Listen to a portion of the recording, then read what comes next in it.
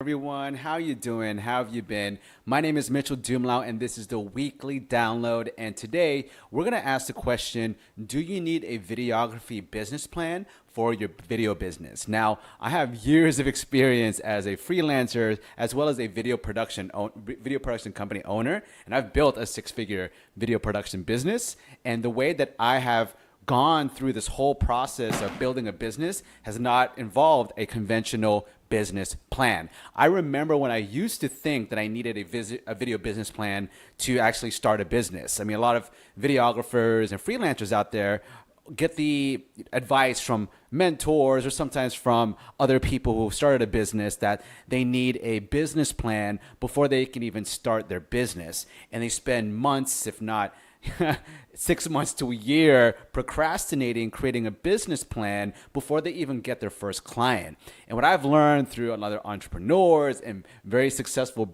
video business owners and just the entrepreneurs out there that I know who have been successful with business is that business plans are kind of unnecessary. The reason why is that video business plans and just business plans in general, they're not flexible. So you have a plan to create wedding videos and you have a financial projections, to tell you the truth, are just projections. They're all just fake, to tell you the truth. I mean, you can say that you have $50,000 of revenue 1 month, but it doesn't mean that you have a $500,000 business. It can go, it can be $25,000 to $0 the next month. So financial projections are really just based on you guessing.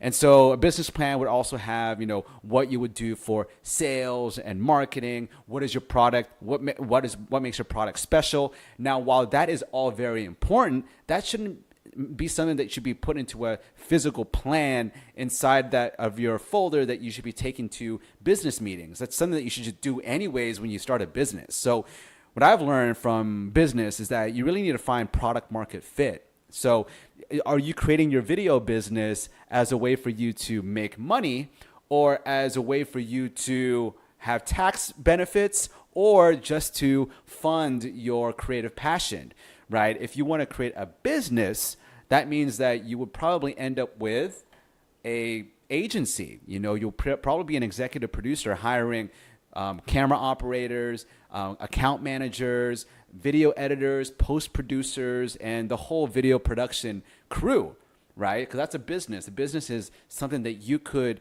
replicate and like a franchise from a system that you've created and then use it as a way to build the business in other areas. It's an E-Myth. It's called the E-Myth. It's the E-Myth book. The whole idea of making your business franchisable, or in another sense, how McDonald's, it's a system. When you buy a franchise, you get a handbook, you get instructions, you get the branding, and you're able to create that business without really knowing how to start a business. It's just all from using these guidelines and these systems.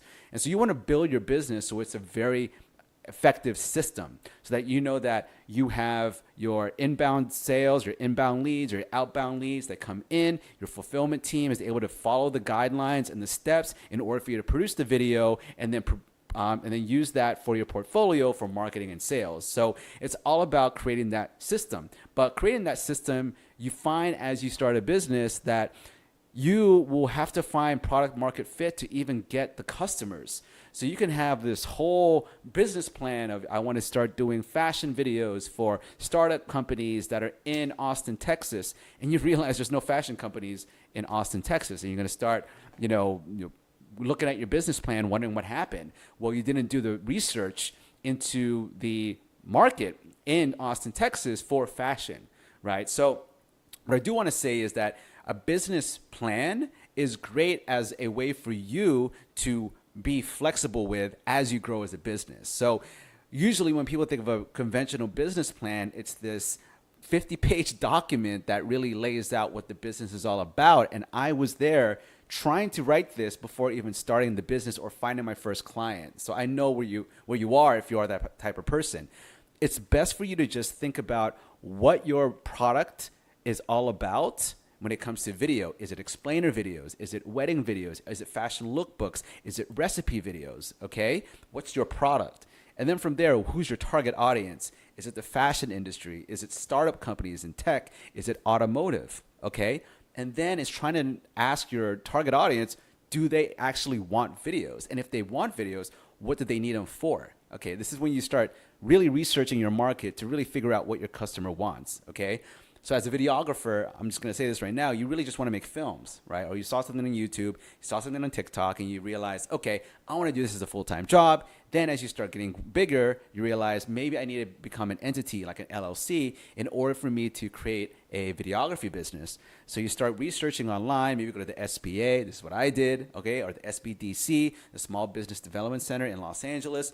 And you have very old school lawyers and attorneys telling you what to do. And one of the things they tell you to do is to start a business plan. And the thing is that this whole process of creating the business plan is great for you just as a exercise so you can get your creative juices flowing on who is your target audience, what's the industry you're trying to serve, what are the things that they need, and when it comes to their pain points and their goals and their needs, and how can you solve those pain points and those problems with your video products, okay? That right there is a great exercise. That's, to me, a great business plan. The traditional business plans out there of coming up with the branding and the logo and the market and all of that, the market research, it's a little bit of a antiquated exercise and document, and you will learn from the startup world that you don't need a business plan even if you are raising cash, right? A lot of businesses out there just had a MVP or a minimal viable product, and they put it out to the market. They were able to get their followers or their subscribers or their customer base, build it to a point where they were cash flowing, and they were able to have a valuation that was 8 to 10 times of their profit. And from there, they were able to get the financing that they need and the investment they need to build their business, sometimes without a business plan. But when it comes to videos, you also have to think about, sorry about that. You also have to think about the way that you're going to create your product, and what goes behind it is a lot of education. So it's improving your product. So why I'm saying this is that business plans, you're kind of stuck in this time capsule of like when you wrote that plan. It doesn't really take into account, what you need to change, especially in the world of AI, right? So let's say you had a traditional business plan that was all about video production, shooting with a Sony a7S III and an aperture light and editing on Adobe Premiere. Yeah, it works like 3, 5, maybe 6 years ago. But now you have InVideo, you have Viral Cuts, you have Chat GPT, you have Synthesia, and you have all these new tools that have now come out of the woodwork that your target audience, your target customer, your buyer persona, your ideal customer profile, your clients can now use on their own. Are you going to be stuck doing the same system that you wrote in your business plan? Or are you going to basically pivot and then reevaluate what you need to do to your product so that your new target audience or your target audience can now still see the value in your production company, okay? So that's why I kind of feel that when it comes to a business, video business, you need to always be looking out for the latest trends when it comes to equipment, but also to the products that are available to your target audience. Because there's a big difference from someone who wants to create TikTok videos to help their firm to a established brand that wants broadcast commercials. Okay, so who are you serving, right? So do you want to, do broadcast commercials? If so, then you need to invest in, directors and make sure that you have hundreds of thousands of dollars to rent these high quality cameras and then to hire the crew and blah, blah, blah, all of that. Or are you doing these TikTok videos for legal firms? You don't really need the camera. You don't really need a DP. You probably just need some social media, managers or some account managers or some videographers who could do these for really cheap. And you can get, international labor to edit, right? So one of the things I do also want to say about having a video business plan and why it's unnecessary in my mind is that it's all about knowing first, what you truly want to do with your business, and then knowing that as you start getting the customer base, it's going to start changing, and you have to be flexible. I'm saying this from, my own experience as being a freelancer, and I started off wanting to do music videos and short films, okay? And so I thought I was going to do that for the rest of my life.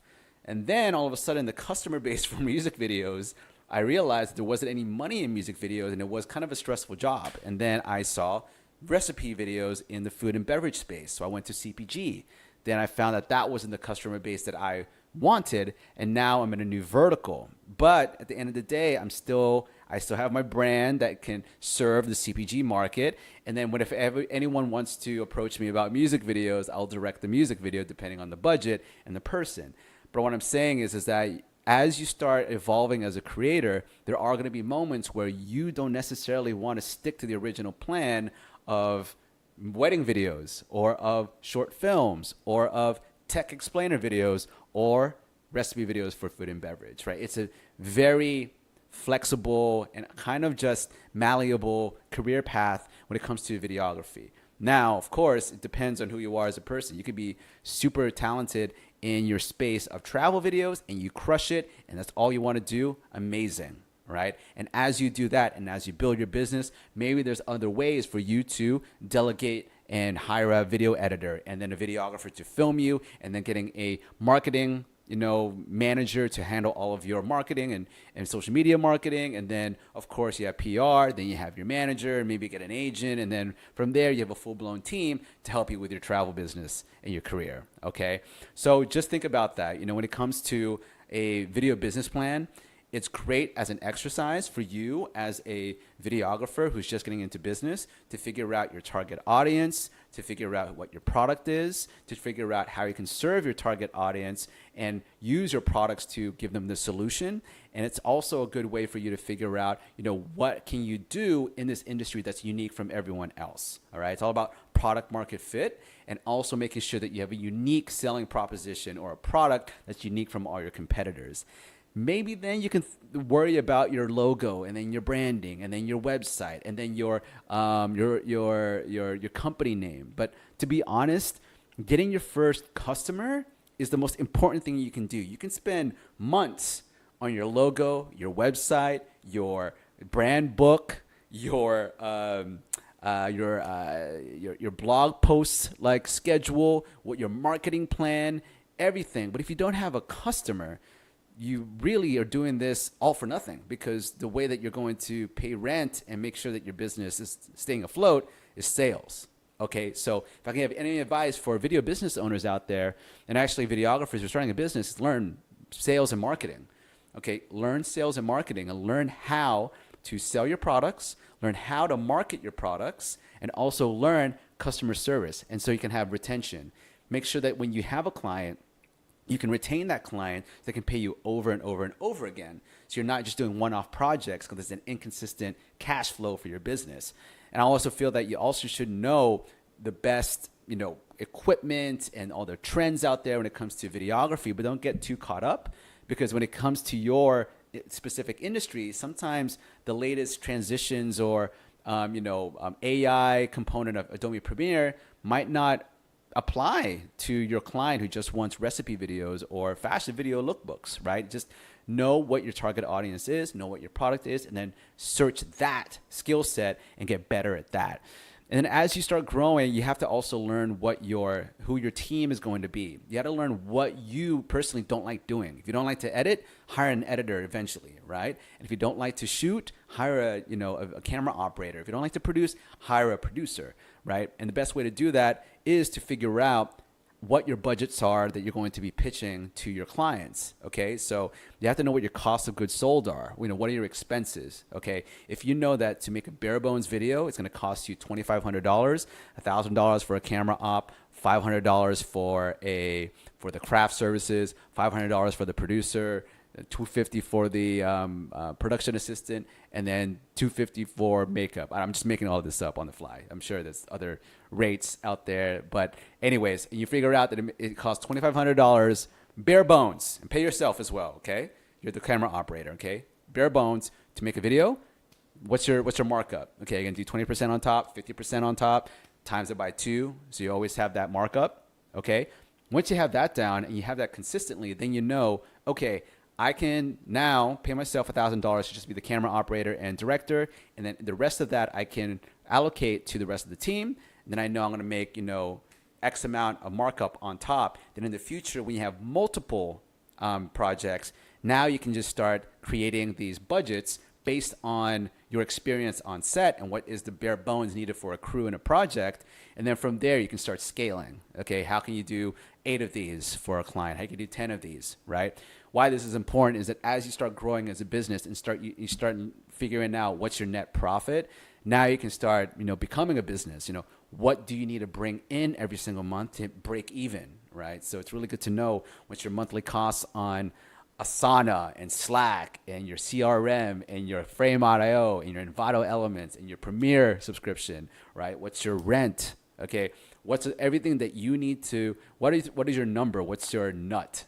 My mentors used to say, what's your monthly nut? Okay. To make sure that you eat, you sleep, you can drive, you can go, rent your car for the shoot, pay your rent, and also pay your business expenses. What's that baseline? That's your break-even point. Then from there, how much money do you need to bring in with the expenses? Remember, cost of goods sold. How much net profit, can you make in order for you to break even? And then you can start calculating. I need to make, $20K a month in order for me to, live the lifestyle that I want. Okay. So that's to me the best way to kind of think about cash flow is just what's your break even? What's your monthly expenses? What do you need yourself for your income to survive? And then that will give you a sense of what you need to bring in when it comes to sales in order for you to stay afloat and then thrive. And as you start scaling, then you can start thinking about, how can I bring in more team members to help me grow as a business? Okay. And this is why this all goes back to the videography business plan is that sometimes you can't plan that in your business. You can project that you are going to hire people. You can project that, this will be, the type of videos that we're going to make.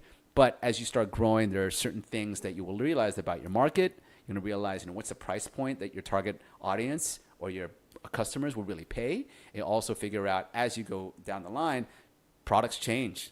Like I said, AI is taking over video production. So you got to be very agile when it comes to your video production and your video business. So hopefully that was helpful. Again, my name is Mitchel Dumlao. This is the weekly download video content school, and I'm here to help you build your videography business and career, all based on experience and skills and knowledge that I've accumulated over the years as a freelancer and a six-figure video production business owner. Okay, I've directed for GoodRx. I've produced broadcast commercials for Amazon Ring. I've done videos for Zapier, Spotify, HBO, Colgate, you name it. So I know what I'm talking about. Anyways, thank you so much for watching. If you have any questions, please leave it in the comments below or email me at mitchel@videoccontentschool.com. At the same time, if you like this video, please like, comment, and share this with anyone you think will find this helpful. And stay cool out there. I'm in Texas right now. I'm sweating. It's hot. And if you're in Texas, please stay cool out there.